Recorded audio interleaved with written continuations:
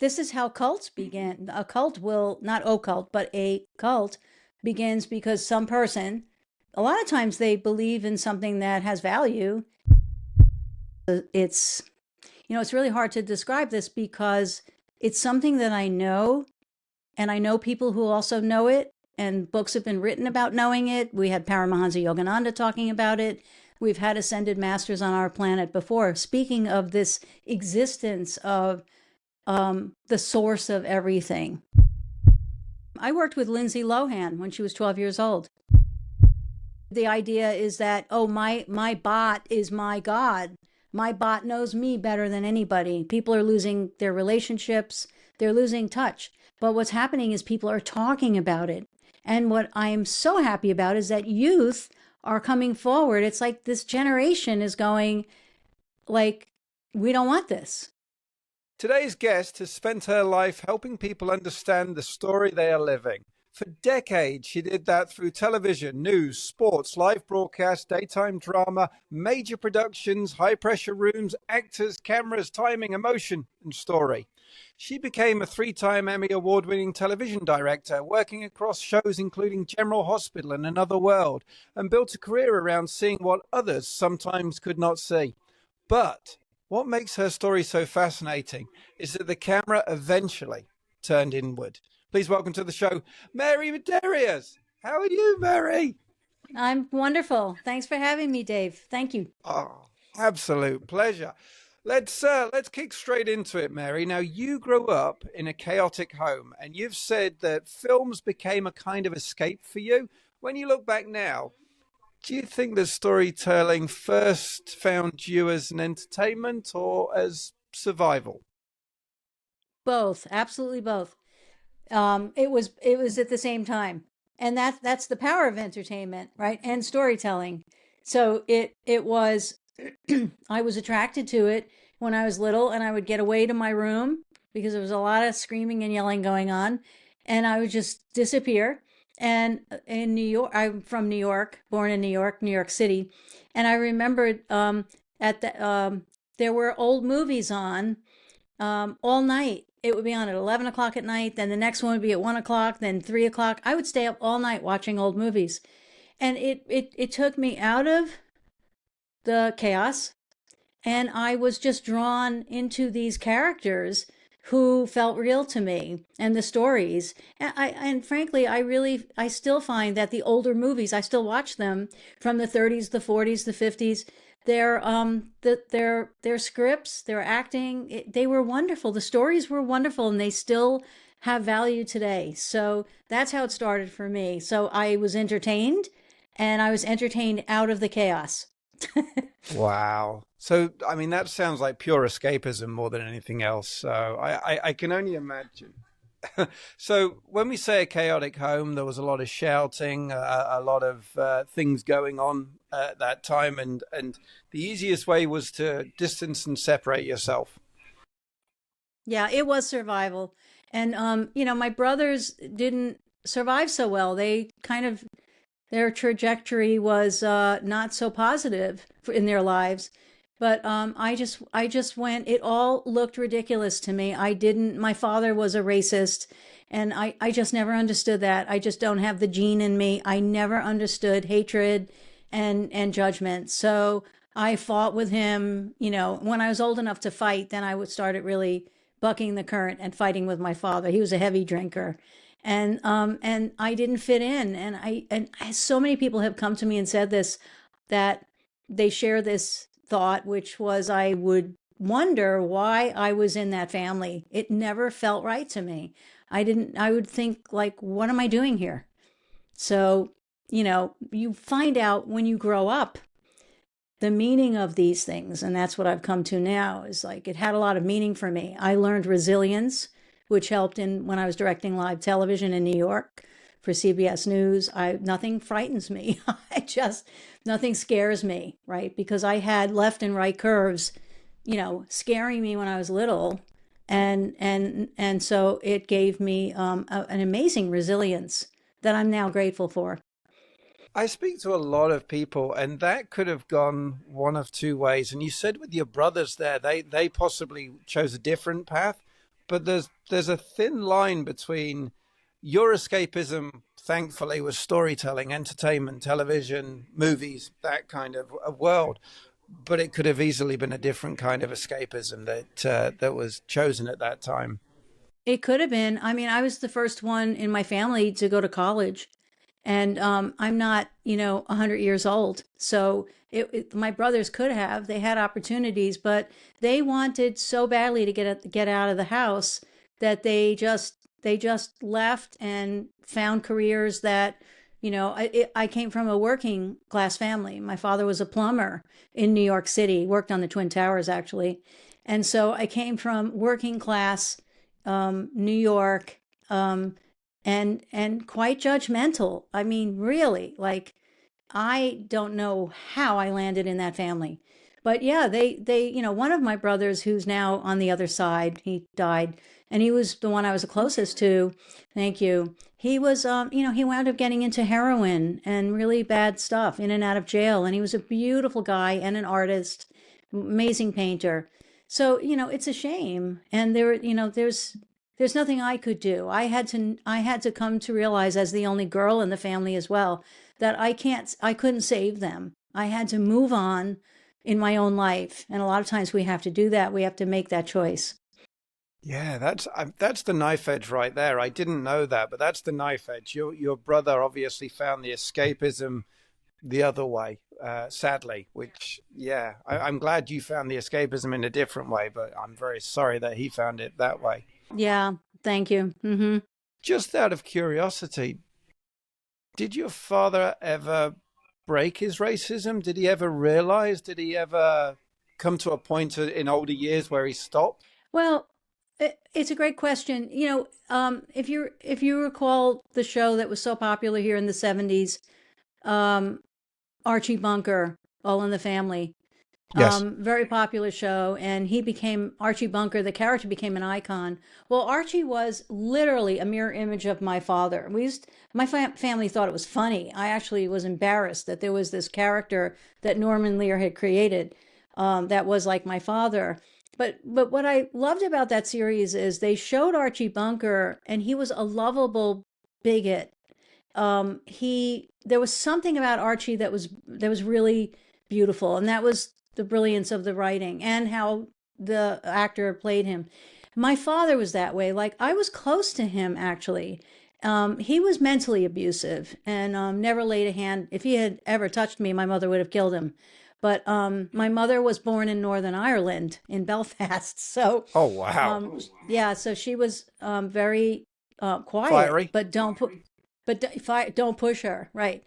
And so I think my father was afraid of her, but he was a bully, and a lot of bullies are sad. And for me, he used to say that I was the only friend he had, because when he would be on drunken binges, the next day no one would talk to him, and I would, because when he wasn't drinking, he was a beautiful guy. And most people are, when they're not on the drugs and they're not, under the influence, or they're not in their addictions. We're all beautiful people. I really believe that. So did he get out of? But in terms of like the cultures, he would make fun of every culture, not make fun of, but criticize every culture. However, like, for example, he'd talk about a black guy working on his job and he liked him. That's what Archie would do. Archie would talk about the one black guy working on the docks, and he was okay. But yet he'd make comments about the race. So that was how my father was. So I think that's how bullies are. I think they're full of it, basically. Do you think, I didn't mean to go down this avenue of your father, but I'm just fascinated. Where did it come from? Because that kind of racism and that kind of thinking, and obviously the drinking as well. So he must have had his own escapism. There must have been something that triggered that in him that he needed to escape from.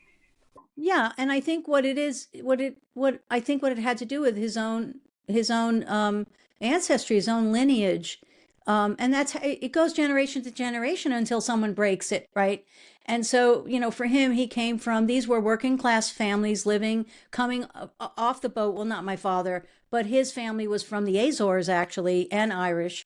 So working class, and New York was very divided when my father was little growing up in New York, there was the Italian neighborhood, there was the Jewish neighborhood, that's how New York was. Every culture had its own little pocket where it lived. So that sets up separatism, that sets up judgment, right? And I think too, what didn't help was the Catholic Church, because I grew up in a Catholic family, which, I tossed out in 5 seconds. And I didn't rebel against it, but I just didn't understand it. But I was quietly like, ugh, I don't know. And then when I grew up, I found spirituality. But my family was, they came from that. And that was very rigid. And the cultures all had their little separate areas, and that set up judgment. So I think it's where he came from. I think it was just handed down, this idea that, if you're white, then you're better than anybody of color, right? That was how, it's still in this country, frankly, but that's another conversation. Yeah, that Yeah, I think that's where he learned it from. wow, that's fascinating. And you've lived two very different public lives yourselves. One as an Emmy-winning television director, and one as a record and author. So, do you feel like those are two separate lives, or do you think they're intertwined? How did they come about? I mean, what was your direction? Yeah, well, now one influences the other for me, informs, maybe I should say. So when I was directing, during those years directing, I was always attracted to anything that was spiritual. And there were, the players like Deepak Chopra was just coming up. There were a lot of players in that field that became known, and I was always following them. I would read their books or go to workshops and things like that. So I was overlapping that with when I was directing during in that career. So I had an attraction to that. I also had an attraction and a knowing, I want to say, that there is something greater at the center of everything. God, universe, whatever we want to call it. It's been called different things, but I think it's all the same thing: source, universe. And so I was already doing that. And then when I came out of working at General Hospital, I actually was kind of booted out and not given a reason. It was very odd. And I believe it was the universe kind of nudging me to what my soul had already chosen. I think we choose what we're going to incarnate as, how we're coming to this planet. I always felt that we have choice. And so I eased into that. What happened was I eased out of one thing and into the other. And as I eased into the spiritual arena of the Akashic Records, which is what my book is based on, my life got, the best way to describe it is it expanded. Everything just got broader and bigger and better. And then I started writing back to the storytelling. And the way that I don't write about spiritual things, but I love entertainment. So I write entertainment that has something else running underneath it. So like I have a teen sci-fi series that I wrote, and it's in the process of being pitched. And it's about science fiction, but underneath it, it's about coming of age and teens and love and acceptance and all the things, all the juicy things that we should be paying attention to and honoring. But on the surface, it's the sci-fi. That's what E.T. did. E.T. was not just a story about an alien. It was a story about a boy's first experience with love, right? That's what it was about, which was brilliant. So they put this on the surface. It's this E.T., it's an alien families can watch. And then at the end, you're crying because he's going to lose his friend. So that's the stuff now that I do. And my experience in television, crafting scripts, knowing how they work, and directing, working with actors, and unfolding, taking something from a script as a director and making it visual and bringing it out there. It's what I'm doing in a better way now that I'm working in a divine realm, I'll say. It has more breath to it. I have more of an imagination than I ever had. I can't logically tell you why, but I can tell you I think it's the power of divine. I think it's very real. So let's talk about spirituality. How do we differentiate spirituality versus standard religion? Or do we believe that they're both the same thing? Or is religion a very set, direct path, believing in X, Y, and Z, and then spirituality is more an open path that you believe does something else? How does it work? Well, my sense of this, having grown up in a religion, is that religion is the perception of what source is. So yeah, so we have men and women, mostly men traditionally, who say, "I'm going to tell you what spirituality is," and then they get on pulpits, they get up on a pulpit, and then they tell you what you should be doing, what the Bible, they interpret the Bible, they interpret the sacred, right? It's perception. And I think that can get us in trouble because it's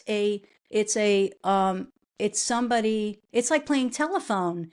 You play telephone and you start with a message, and by the 10th person, that message is completely changed. And so I think that's the danger of organized, I'm going to call it organized religion. Spirituality is like the all that isness of everything. There are no boundaries. There's no one saying this is what it is. We're more like living in a now existence. It's what Eckhart Tolle refers to, which is living in the now. And the most powerful place we can be is in the now. If we're thinking of the past and we're thinking of the future, then we're missing the now. And I believe that the now has the center of everything, which is quantum physics, by the way. Tesla talked about it, that at the there's a center point where there's nothing and everything all at once. Now I'm jumping into that. But I think spirituality is about that. It is about the reality of the existence of source itself, and that we are that and source exists. And it's all around us all the time. It's free, it has no boundaries. And once we begin perceiving it, then we create groups, and then we create churches, and then we call it something, and then it has rules, and it goes on and on. So I hope that explained it, but I think that religion is perception of Right. source. Does spirituality have a God? Spirituality has, I wouldn't call it a God, although people refer to it as God. It's a source. It's a source of everything. It's not a being, entity, spirit. It's it's really hard to describe this because it's something that I know, and I know people who also know it, and books have been written about knowing it. We had Paramahansa Yogananda talking about it.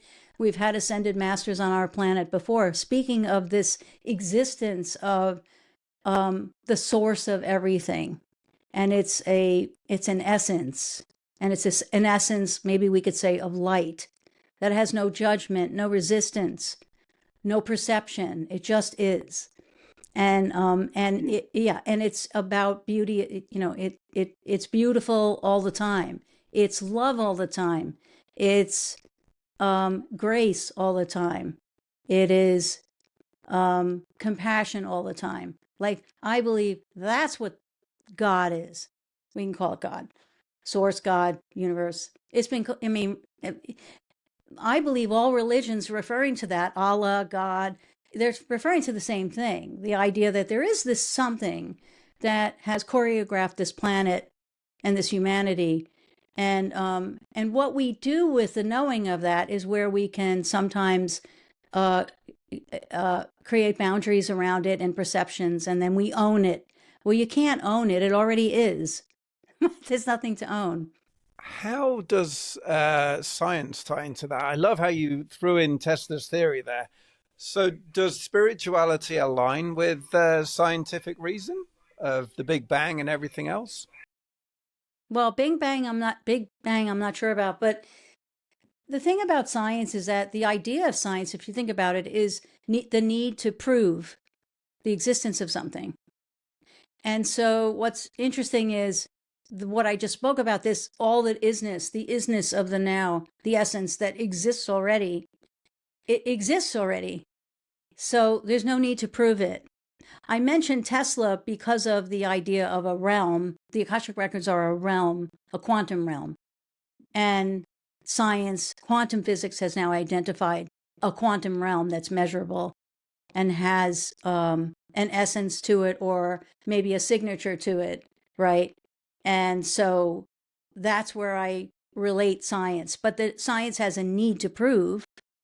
Source itself just is. So we don't have to prove it. It's like, do we have to prove there's air? Maybe a gazillion years ago they did, but no. And we can't really see air, can we? And we No. can't grab it. We can't grab onto it. So it's kind of like that. I don't think one cancels out the other. I think one is still, I think science is still striving to prove the existence of source, God, universe, right? Which is okay. And they're shaking hands a bit. I like to say science and spirituality are shaking hands because you have like this discovery of these fields that we normally didn't know about. And, oh, so that's already on the way. And it has and it's measurable, and it has sort of like a quality to it, maybe, that could be measured by science. So we're also seeing, science is now seeing, the cause and effect, the effect of certain non-visible things, the effect of cells on the rest of the body. We now know that our cells have intelligence. They're measuring that now. We could even look at Royal Rife, jumping to Royal Rife, who was the scientist in the 20s, maybe. And he discovered that there was a frequency to a cell. Every cell has a frequency. And he decided that he would test, he was working with TB, and he would measure the frequency of a healthy cell and then measure the frequency of a disease cell. And he would hit the disease cell with the frequency of the healthy cell, and the disease cell would transmute into a healthy cell. So he was huge. There were documentaries about him. And then what happened was the American Medical Association was just forming, I believe. They burned down his lab and took all his notes. So again, that was stuff we weren't used to talking about. Our cells have frequency? Wow. So there's science. Is it spirituality? Well, I think it's on its way, because we now know that there's an intelligence to our cells. And that's kind of beyond what we're used to thinking. So I think science is now leaning more into the unknown, I'll say, more. And that's very exciting.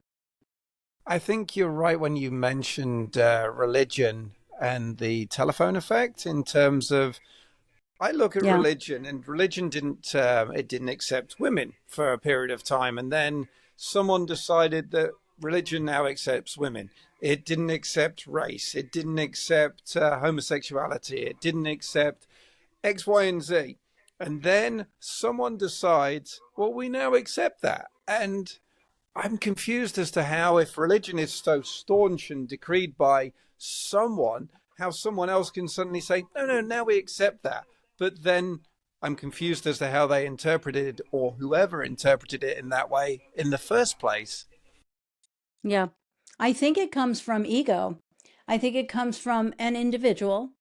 This is how cults begin. A cult will, not occult, but a cult begins because some person, a lot of times they believe in something that has value, but then something happens. And I believe it is the trickery of the ego. So our egos, depending on who we are, will step in. And now the thing that we discovered, we're going to own it. It's going to be ours and no one else's. We're going to create rules around it, secrets around it. And then we're also going to talk people, we're going to grow massive numbers of people that are going to follow. We say it first, and then they wind up following us. And that's also the fault of people. Not the fault, but the responsibility of people, because people will turn something. We've seen it all the time. They do this with celebrities. They'll turn them into these icons, and they're up there. And how many celebrities have said, I hate this. I just want to act, and I can't walk down the street, and I can't go to the store because people have me up on a pedestal. That's somehow what we do as a humanity. I don't know why, but that's what happens with religions. We then all of a sudden, the priest, the this, the that, the discoverer of the church, the creator of the church becomes this person up there, and that person wants to be up there, or they wouldn't be. What makes them do that? I think it's ego. Yeah, it's interesting. Actors, again, they're on a knife edge because half of them say, "I want to be rich and I want to be famous," and in the word of the second one, they want people to chase them. But I don't think they realize what it means to their lifestyle until they reach that point. I agree. Totally agree. It's very sad sometimes because and it has destroyed many of them psychologically because of what you just said, because all of a sudden they find themselves in this space where they have no life anymore. And it's like, now what? And how do you undo that? Oh, so it can take, we've seen it. We've seen it in Hollywood throughout the years. Actors who just didn't make it. Yeah. Yeah, I think people who choose it is one thing. I think I feel for the children quite a bit. The child actors who parents enforce it on them, and then they Yes. have to just live with it. I feel for them the most because they're not prepared for it. They don't know what it is or why. They're not. I worked with them. I worked with Lindsay Lohan when she was 12 years old. And by Wow. law, her parents had to be on the set because that's a child law. But she was kind of it's interesting. She hung out with the adults and I think she was lost. I felt like she was lost. So I've directed her when she was 12. But I saw her kind of like not almost like she didn't know why she was there. And I think you're right. A lot of times and I've worked with those young people where I can tell when I meet the parents that the parents are kind of pushing them into it for whatever, money maybe, I don't know. Yeah, it's a shame.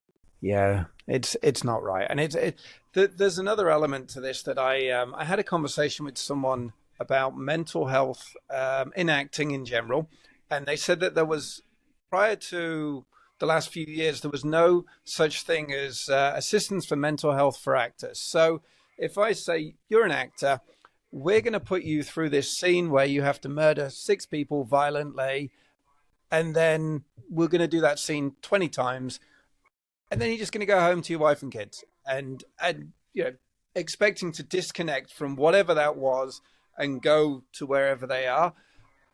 There was no such thing. And then I think of the children from any of the horror films back in the 60s, 70s, 80s that they were asked to star in, and they were just told to go home afterwards. Yeah, that is I believe it's so irresponsible. It's irresponsibility on the part of this. It goes all the way from the top, the studios, the directors, the producers, the acting coaches, and especially the acting coaches. Well, look what happened with Judy Garland. Oh, disaster story. It's one of the saddest stories. They pumped her, they gave her drugs, they made her lose weight. They destroyed her, right? And so, okay, we're a little different now. We have child laws and, but what you described, that does still happen. We're going to do 20 takes because the bottom line is money and we got to get the scene done. So we're going to do it and you'll be okay. And it's like, well, who's watching these kids? Who's taking care of them? I have a problem with that too. Hmm. Yeah. Was the shine taken off TVs and movies when you started to get involved in that world? Because you'd have seen it from one aspect of, wow, this is amazing, as we all do. But then you're suddenly into it, and it's a very different machine to what you see on screen. Did the shine come off it, or did it assist you to keep going? I don't know. Well, it was a different kind of shine. I'll say that. So it was, it's not that it came off of it. It was just different. There were times when I would be working on General Hospital and I would work because that was like the number one couple, Luke and Laura in the United States. They were the top, top, top. And I would be working with them as a director. But then I would get home and it would hit me, oh my, because I used to watch the soap when I was younger. And so it would hit me and I'd be like, holy crap, I just was working on like it hit me what I was doing. And I would go like, oh my God, oh my God. I'm like, look what I just did. I just directed them. So there was this weird, like, I'm in, I'm out, I'm in, I'm out. But what I loved about a new shine, I'll say, was the process and how much of a co-creation it is. And because we see the finished, polished products, right? We see that in a movie, whatever. And Well, I actually, another way to answer this question, your question is this. When I was in fourth grade, there was a show on called I've Got a Secret. Um, it was like on at night, prime time, and it was real people. So I got on that show because they called my, not worth the storyline, but they called my family members and they were all too scared to do it. So they offered me up and I wound up going down to the major CBS studio, and I was on this show when I was 9 years old. I actually have that tape of that. And what was I doing during that time? So they would rehearse with no audience in the studio, and then there'd be, then they would do the production with the audience. So while we were rehearsing, I was on with other people. I remember looking backstage. I was looking behind the curtains to see the cables, where were the cameras, where were the cameramen doing. I was fascinated by that. I didn't care about being on camera. I wanted to know how it was done. So what's interesting is I wound up on the other side of the camera, Yeah. literally engaged in how it's done. And it's a beautiful process. The way the actors are one component, the producers are, the crew are just magnificent. They're so underrated. They should get so much more credit. I've learned everything I know about directing from crew. And so the magic of it is how it all comes together and it works. So it was a new shine for me, is my answer to you. Yeah. So, talk to me about, for someone who doesn't know what directing is, talk to me about what that is. So, I mean, whether you're directing a TV show or a movie, what does that mean? Well, sometimes it's being a traffic cop, seriously, or an or an air traffic controller, maybe. But it depends on what the medium is. So for television, the director is the one that is responsible for basically taking a script and and turning it into the show. So so you're responsible for, well, on soap operas, you're also responsible for all the camera shots. You have to actually choose the shots. You choose where the actors are going to move. You work with wardrobe. You work with casting. You work with every department. It is, working on soap operas is like lightning speed. You learn everything because you're responsible for everything. And at the end of the day, if the show doesn't work, it really is the director's responsibility. For a good director, other directors will blame people. For films, it's a little different. Films, it's the director is has a director of photography who's going to manifest the visuals, but the director chooses the tone of the movie and hopefully how it will unfold, works with the actors.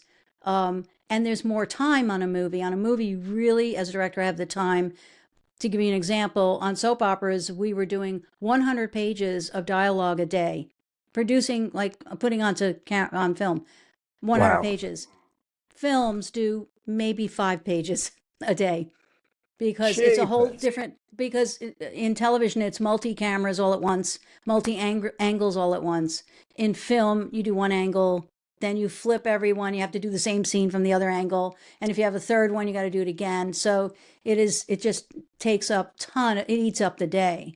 So that's the main difference in the two. But both, the director is responsible for how it comes out, basically. It is a big responsibility. But a good director will know that everybody around you, that we're doing it all together. That's what I want to say. Yeah, a collaboration, a team effort to achieve the result. Yeah. I I I find it fascinating. I love the soap one because I've heard about soaps and how frequently the actors have to learn their lines to be able to, because it's a daily thing as well for soaps, right? It's daily, so every day they have to learn a new page for whatever. Yeah, but not every actor's character is in every day, right? The more main storylines, they're working a lot during the week. And what also happens, well, there's only four soaps left, I think three now. But what happens is sometimes during the day, they're going to put a new scene on them. Like right in the middle of their taping day, they'll be like, we're doing another scene. And they have to like run in their dressing room or whatever and memorize really, really fast. And so it is soap operas. This is very interesting. And I wish more people would hear this. They got a bad rap in terms of, let's look at Hollywood. So nighttime shows, which is shot in film style, and then movies shot film style, they look down on soap operas. And people who come from soap operas are not respected or accepted in the film world. I'm an example. I tried for years. I worked on 7 soap operas. 2 of the Emmys were for that. And so I'm on the inside, right? And I would go to even friends of mine who were writers and producers, creators actually, of nighttime popular shows. I would go to them and ask them, I want to move over to this, right? Mm-hmm. Couldn't get in. I could not get in. And I'm in the Directors Guild and everything. So the other thing notable is that there are, up until very recently, 1 out of 1,100 directors in the United States is a woman. So that surprises people. They're like, what? Uh-huh. Wow. So it's a mountain. And I eventually gave up because I just didn't want to fight the gatekeepers anymore who kept saying, oh, well, you haven't done a nighttime show. So no, I've done hundreds and hundreds, if not thousands of hours of network daytime television, producing 100 pages a day. What is the problem here? So it is a bias. It's a bias that exists. And I like that I can say it now. Does it still exist in this modern streaming era that we have? Yes, still exists. But here's the thing, that the networks, there's a massive reinvention happening. Now creators are going their own route. They're going to YouTube. They're creating, you can say streamers. I mean, Netflix is streaming, but Netflix operates exactly like the television networks and the studios do. You can't get in. You can't get your stuff sold to them. It's impossible to get meetings. And when you do get a meeting, they own your property. They're going to own it. They're going to hire their own writers, even if you created your own show. So what I love about people in general, human nature, people will find ways around things, right? So they are. So we have independent films, right? We have smaller companies like Angel Studios. If you remember, there was a movie a couple years ago. It was called Angel Studios produced it. Oh, The Sound of Freedom, and it was based on right. So The Sound of Freedom, by the way, was it was produced, filmed, and completed through angel funding, angel investors. And at the end of the movie, the credits rolled for like 15 minutes of all the names. Okay, so they get the movie done. Now, once you have your movie done, you need a distributor. They went to Netflix, were turned down. Amazon turned them down. The studios turned them down, right? They couldn't, the film was done already. And I've seen the film. We've seen the film. It was fabulous. So what they did was they found an independent studio, Angel Studios, and they said, we're going to try something different. We're going to put it in only select theaters, which will make the demand higher. They did. And they also had a marketing tool, which was brilliant. This is working around the system. They had a barcode up at the end of the movie, and Jim Caviezel, who played the main character, he's sitting there talking, pre-recorded, on the screen, and he says, hold your phone up to this barcode in the theater and buy a ticket for somebody else. It's brilliant. Clever. And people in the theater were holding their phones up because the movie was so moving. So the studios turned them down. Why? Yeah. Because they have their own roster, they have their own people, and they keep, it's a, I want to say incestuous. I mean, I'm speaking a lot about the industry right now because I was in one end of it for almost 30 years, but because I think it's wrong what they're doing. And I think that what's going to happen is the talent that's out there that does not get seen, whether it's actors, writers, producers, they're figuring it out. They're figuring it out. And they're also doing movies outside the United States. And I think that's great too. That would be the first place I would go. I wouldn't even try and fight and get in there in Hollywood. I think, I mean, there's a lot of movements. Greenlight Yourself is the biggest movement that I've seen in and out of Hollywood these days. And I think the studios and a lot of the big wigs in Hollywood are starting to realize that the empire is falling. It is falling. Yes, I'm glad you said it. It's imploding. And that's because there's that saying, you can't fool your audience. I don't know if that's for theater. You can't fool your audience. People want authenticity, and they want to know, they like good story. And Hollywood is spitting out right now, Marvel comic movies, the same and violent. It's not changing. And Yeah. people are asking for more. They want something different. They want a film that makes them feel better, even though it could be scary. You still want that, or a crime or a thriller, but it's got some value to it. And so creators, I just heard the CEO of YouTube very recently made a statement that now wants YouTube creators to be their own showrunners. I heard that and I went, oh my God, I love Wow. this. Because right now, if you have even if you have the money to do a series and you have the pilot written, and even if it's shot, you go to the studio and you have to get a showrunner. And if you don't have a showrunner, they won't even talk to you. So now we have YouTube, which is doing really well.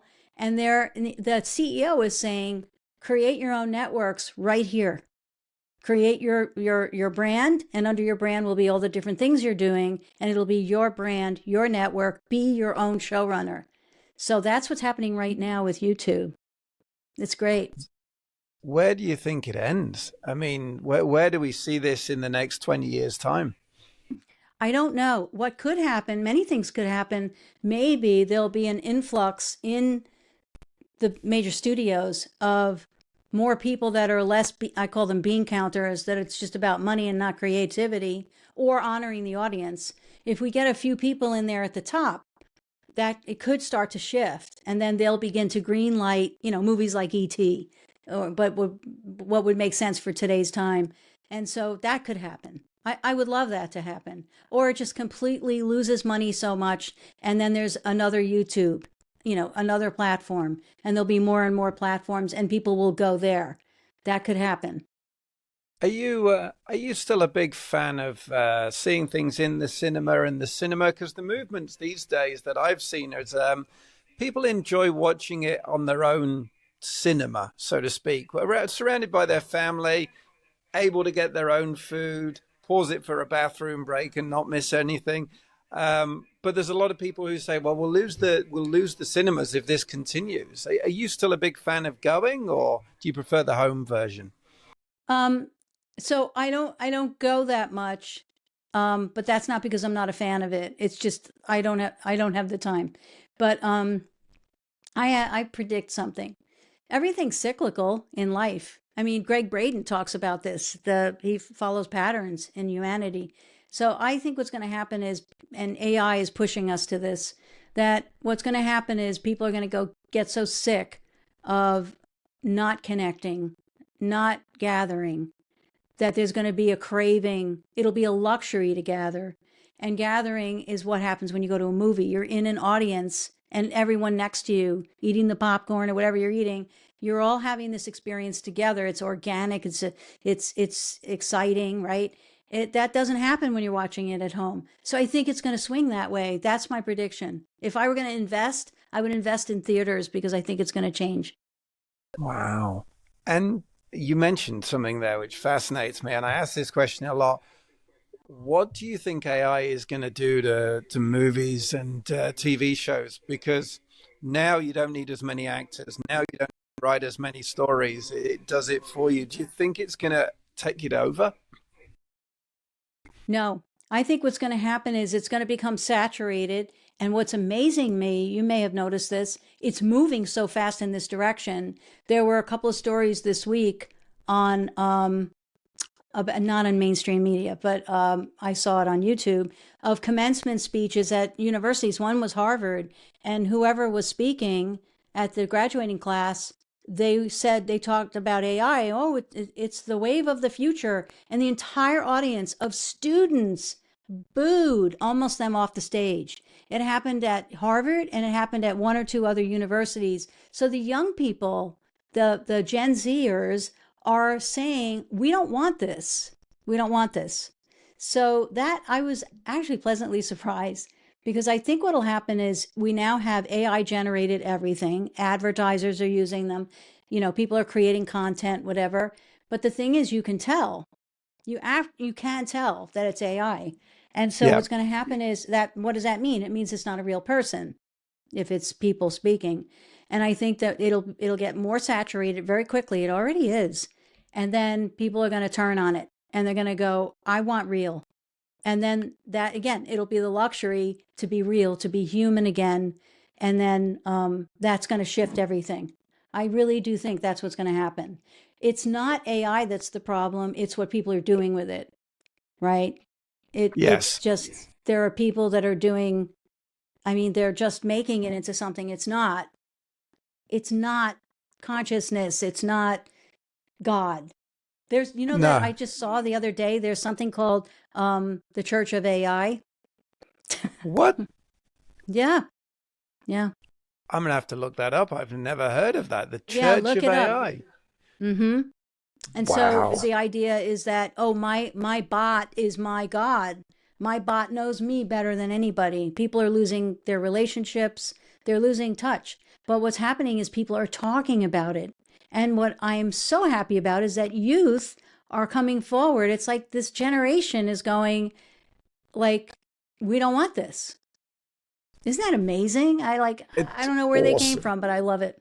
Yeah. Well, I think so. AI, from what I've seen, is mainly used by companies outside of the general users. It's mainly used by companies to save money.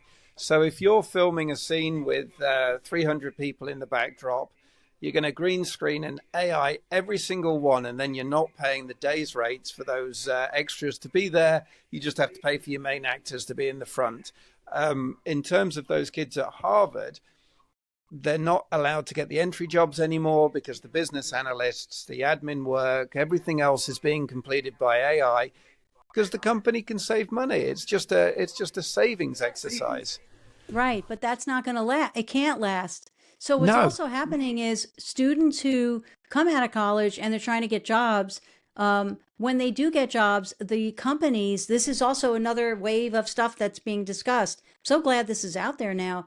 But corporations are requiring, when you have an interview, that you have to use AI. And if you don't, you're not hired. And also, if you're in a corporation that's shifting to AI, to using AI, if you refuse to use it, you're fired. So there are a lot of people coming forward saying, I was fired from my job because I refused to have an AI assistant, right? Because a lot of companies are requiring people who work in on certain levels to have an AI bot that's an assistant.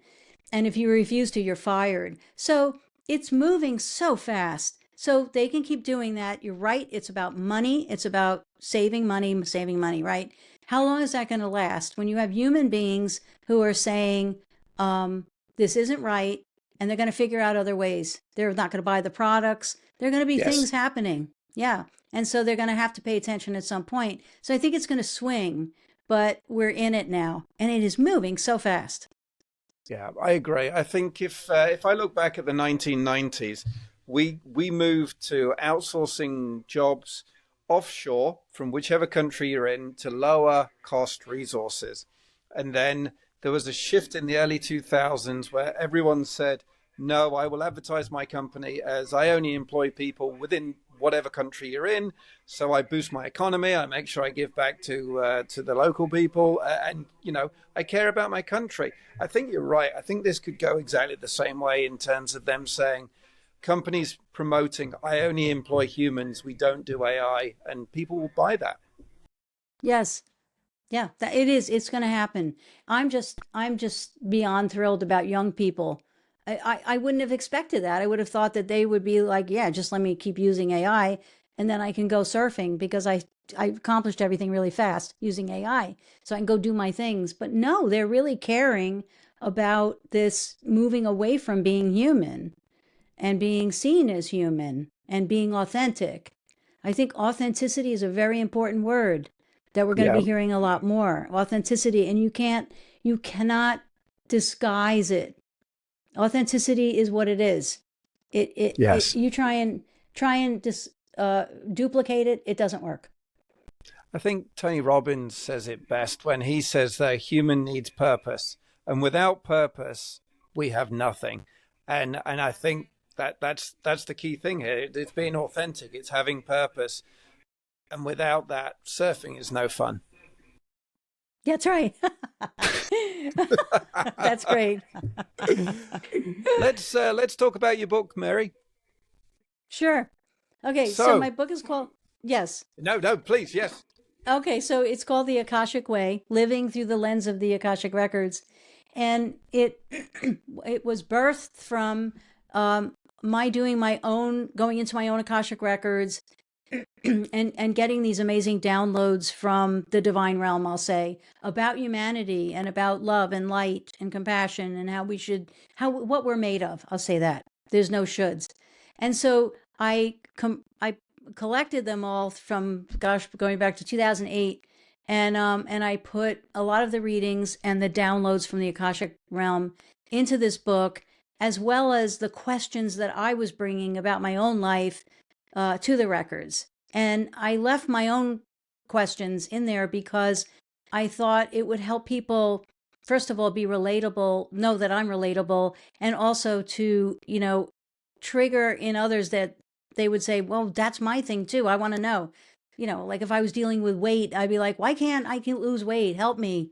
And I would get these downloads, right? So that's all in the book. So it's part memoir, interwoven, I should say, with downloads. I'm calling them downloads from the divine realm itself, from divine itself. And the messaging is just beyond profound. I mean, I go back and read it sometimes and I read what they said and it just blows me away. And anyone that has read my book or knows about readings or who has had readings, because I also do readings for people, they say the same thing. They'll go back and look at it and they're like, "Oh my God, this it makes me think of like sacred texts." I'm saying sacred, not religious, sacred texts, like the scrolls. Well, you find Yes. certain sacred or tomes, and you're near them, you feel something, or you're in an ancient site where like it's from thousands of years ago and you feel something, the pyramids, wherever. Well, what is that? That's not random. So that's what happens with these downloads. It's just profound messages. They blow me away still. I'm still in awe of it. Wow. And what inspired you to really write it? What was it that one day you said, I need to do this. I need to put this out there? Well, part of it was that in my own records, there was, I'll call it an imprint of my own soul's journey. When we visit our records, we are shown our own chosen journey, why we're here. And we're not shown anything new. It triggers a remembering on some level. And so my records actually showed me an imprint. When I was studying the records, I was opening my records over and over to deal with my own traumas and past lives and things. And so my records showed me as a writer. And this is very funny because I would sit at my computer and I would ask, and then I would hear blocks of thought that were not mine. And I heard, "You're a writer." And I disagreed with my own Akashic records, which was silly. I was disagreeing with my higher self. And I went, "No, I'm not. I'm a director." And the record said, it was loving energy. And it just sort of said back to me, "Well, you have an imprint here as a writer. And when you begin to write, it will be so easy that you will doubt it." It's exactly what happened. And so it showed me writing this book. It showed me, it was like your own higher beings, light energies of your records will be with you. And I was guided through what I would see, I'll say. I was guided to how this book would be. Best way to say it. And I think that many people I always think of J.K. Rowling, many people who have magnificent ideas that come in and they become these amazing, like Harry Potter, they came in. They didn't just sit there and it just sort of came out of their minds. There's something else at work here. And it's a co-creation.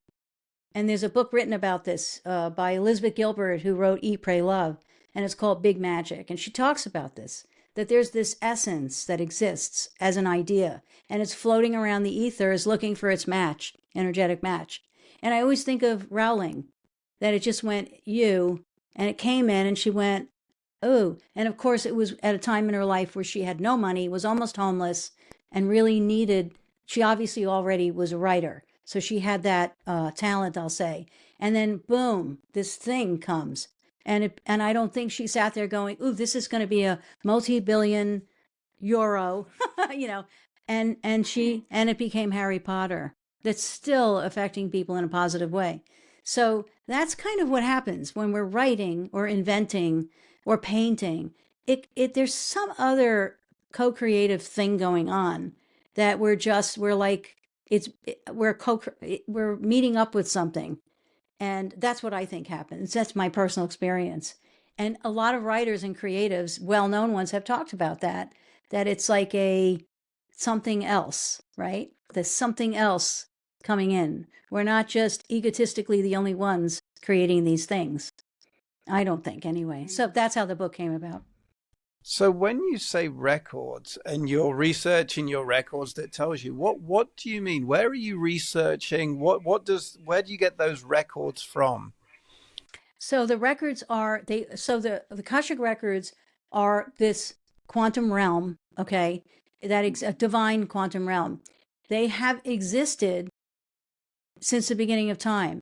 They've been called different things throughout history.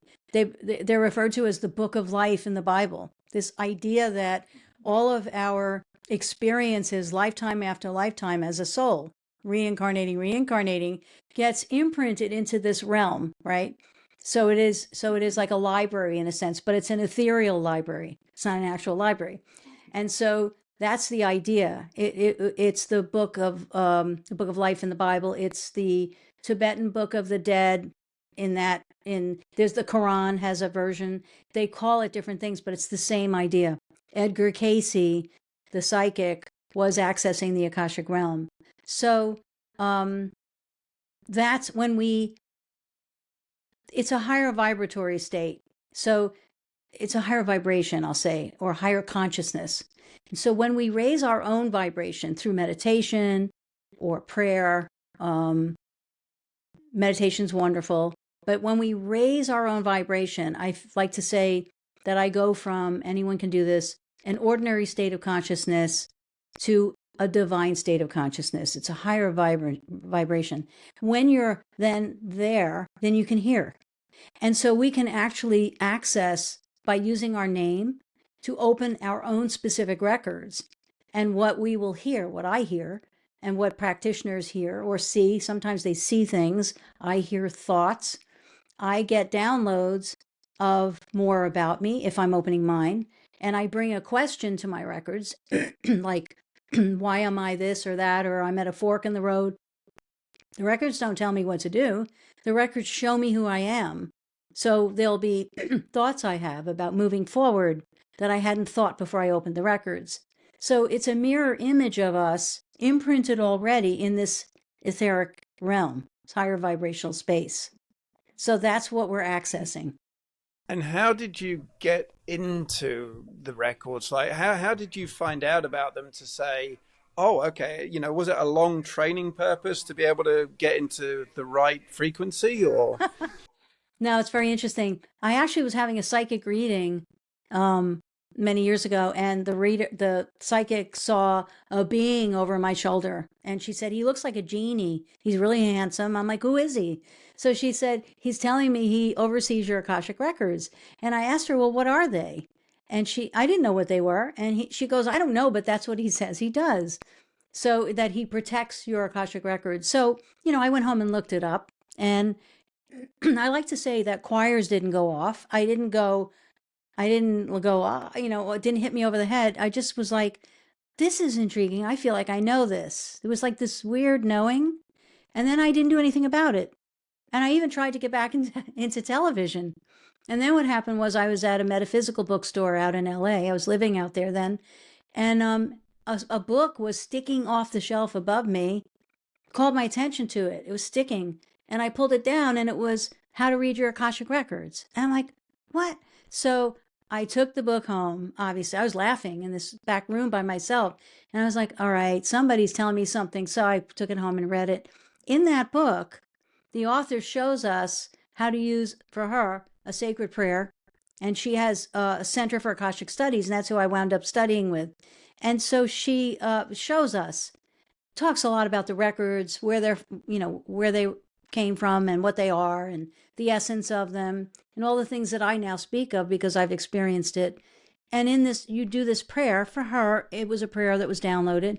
It's a sacred prayer. And that's what I started using. And I swear to God, at the first time I said the prayer and opened the records, I began to hear thoughts that were not mine. I knew they were not mine because I know my imagination from my entertainment background. It wasn't my imagination. And it got to the point where I was questioning it. And so I would write down what I was hearing, and then I would bring it to my wife, Christine, and say, is this just what is this? And she would read it and get all emotional. And she'd say to me, you don't even speak this way. You're tapping into something. And then I started to pay attention to it more. And then it still didn't do anything. This is what we do. We don't listen. Third sign, my best friend gave me a birthday card on one of my birthdays near that time period, and it had enough cash in there to start studying at the Center for Akashic Studies. And so I was like, all right, that's it. And as soon as I started doing that, oh wow, it was just, when you're in the right place, that's what it was. Yeah. Yeah. Was it scary hearing these different thoughts? Not at all, because it's divine love. It's just love. It feels so good. Quite often when I'm working with clients and I'm in their Akashic records, I usually do it online. They don't want to leave their records. They keep coming up with more things they want to talk about because we're washed over with the light that we already are. It sounds a little woo-woo, but that is what it feels like. It's just this unconditional love. That is what we're all made of. So that's a great point. That's what I was going to ask next. So you're able to access other people's Akashic records as well. Right, because they ask and they give me the permission. Yes. But I don't know if people try this, but I would never open the Akashic records of people that don't know I'm opening their records. That never. I think that is just wrong. I don't even know if it would work. I've never tried it. Now that's an interesting thought. You got my mind there because I was thinking, well, hang on, do other people open other people's records to find information or? I don't think it works that way because divine is not that way. Source is not that way. So that's intrusion. That's crossing boundaries, right? And that's not what love is about because that's not a loving thing to do. So I don't think it would work. I don't know what people think they're going to be hearing. But I can open the records of places that exist, such as an address, because they're already public domain. Anyone has access to them. It's not like a personal person. Or I can open the records of a corporation with the founder. That is really trippy and wonderful. And that works the same way that, like I was describing, Elizabeth Gilbert wrote about in Big Magic. The corporation started as an idea, and the person that became the founder heard the idea and integrated with it, and then it became a corporation. So what can happen sometimes is the CEO, will move away from the reason they came together and not know it. And they may not realize, oh, it's not doing well. Why isn't our company doing well? If we open up the essence of the corporation itself, because it exists as an entity and it's etched in the records, and we open the records of the CEO one at a time, the CEO can sit and speak with, through me, the essence of the corporation. And I've done this. It will say things to the CEO like, where'd you go? Or our goal was to do this. And it'll give suggestions on how to bring it back into the alignment that it began as. It's really powerful. I think I'll be doing more of that. Wow. And one thing you also said was we've been here before. So many lives you mentioned, and then in another life someone did this. So it's big on reincarnation for us all. Very much. It's based on the idea that we keep coming in, right? And the idea, the value of past lives, when we see a past life or we're shown a past life because it is going to help answer a concern or question we have, that's when it comes up. The idea is that all past lives that we've had, okay, let's go start from here. Everything is energy. We know this, and that's science. And we also know that energy doesn't die. You can't kill energy. So, and we also know that our DNA is energy. We used to refer to it 97% of our DNA as junk DNA, and now they've discovered there's something else going on. So, those three things are important to know. So, in past lives, our DNA from the past lives, the energy of the DNA from a past life never dies. It's with us every incarnation. So our DNA today, the energy of our DNA contains the energies of every one of our past lives. So we can actually, I want to say summon, maybe that's not the right word, but we can intend when we know about a past life. How do we know? When we're given information, when we resonate. Some people get chills. They'll be like, I know this. Or they find themselves in this lifetime drawn to something and they don't know why, like a place. Why do I always want to be in Egypt? I've been there. I didn't want to leave. What is that? That's not random. Most likely you had a past life there. And then when you do find that out, then you can know, you can find out more about what was I. And there's ways to find out, and you could find out in the records. And then to know that the energy of that lifetime is still with you. So, well, what if you were an orator in Egypt at thousands of years ago? Then in this lifetime, what if you want to be a better speaker or you want to have a voice about something? If you know that past life, you can literally, probably through meditation, you can actually intend that the energy of that lifetime from your DNA shows up for you so you can use it. So we have tools in us that we're not, I think we don't realize the power that we are. I'll just say that. That would also speak to some people who are a natural at something. So when you meet someone and you suddenly say, "Wow, you're a natural at this," and they're phenomenal at soccer or whatever it may be, that would speak to their past life. And maybe they practiced that all their past life, and now they're Yeah. just tapping into what they previously learned.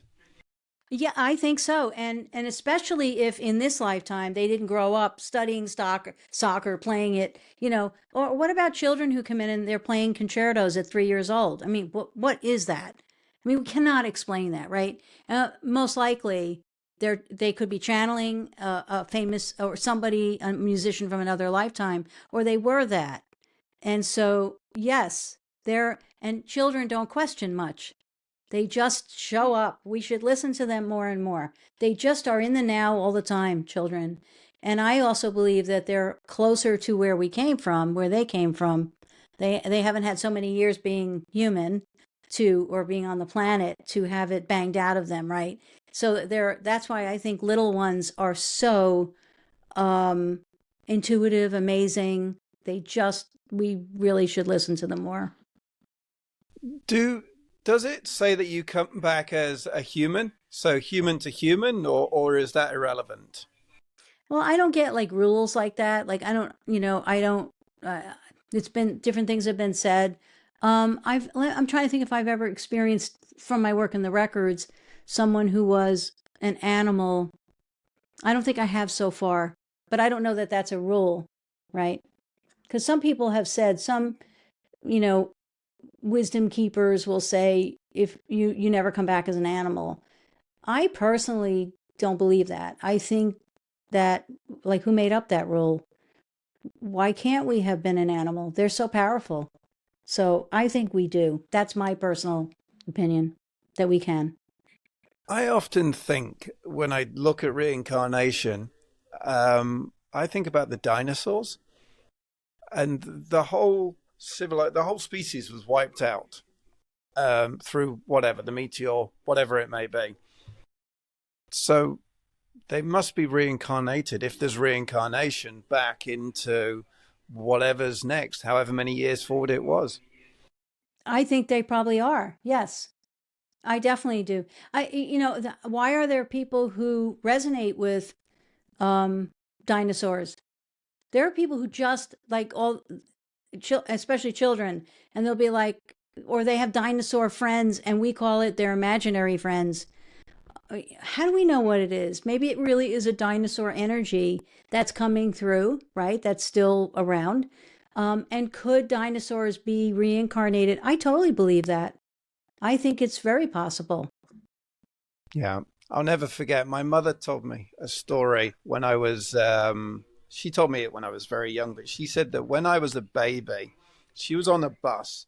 She had me in her arms, and there was a lady that walked by and just stopped, stared at me, and the only word she said was, "You've been here before." And then she walked off, and my mother was like chills through the bone as soon as she said that, and she's never forgot it. So she told me that. Well, I think it's interesting that she told you that, Yes, right? So, yeah. And actually, when you were talking about the dinosaurs, I was going to say, are you one? I was going to I ask you, do you could be. think you are? Do you resonate with them? Have you ever been interested in dinosaurs? No. Not really. No, it's not my thing. I was just fascinated. I just think about it because people talk about reincarnation and they only talk within a limited time phase of what we know. And there's the time Yeah. phase before that, which I'm curious about. Yeah. I think there's a lot we don't know. And I think there's a lot that exists underneath, I mean, below the planet. We're always looking up to the stars, but the records have said this, imparted this to me that, look below your feet, look below. There's much, much more. I mean, they're now finding Atlantis, right? They're finding indications under the ocean of a civilization. So, there's more and more that we're going to discover. That's what I think. Hmm. Mary, this is fascinating. I think I could talk to you literally for the whole day about this. I don't Me think I'd ever too. stop. Mary, where can people find your book? It's on Amazon and, here. I guess it's Amazon everywhere. I don't know, but it's on Amazon and different booksellers online, like, the Walmarts, the Targets here. So that's where. Or you just drop me a note and I'll send it to you. It's I my email is Mary at theakashicway.com and my website is theakashicway.com. Perfect. We will make sure all of the links are showing down here below and it will all be in the comments as well. Mary, thank you so much for your time today. This has been absolutely fascinating. I've loved it. I have loved it too, Dave. I thank you so much for having me. You rock. That's all I'm going to say. I appreciate that.